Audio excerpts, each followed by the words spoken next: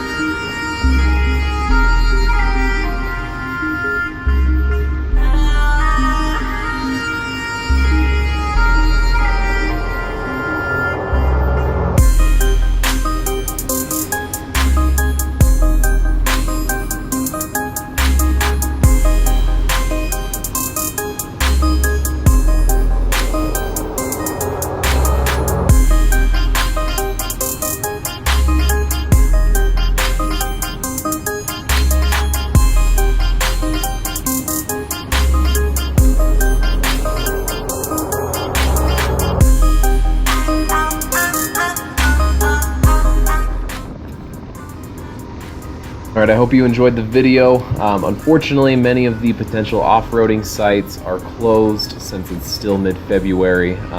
My favorite type of riding is off-road riding, but for now I am stuck to the pavement. But once those areas start opening up, I will be sure to get some sweet footage of